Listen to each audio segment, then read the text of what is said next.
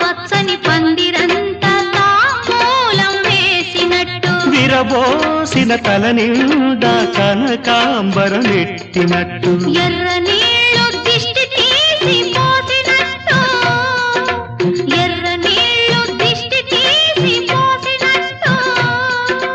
కర్పూరం హారతి ఇచ్చినట్టు ఆకాశం ఎందుకో పచ్చబడ్డది ఆ నడుమ బొట్టేమో ఎర్రబడ్డది సాగే గువ్వల అలజడి రమ్మని పిలిచే పైబడి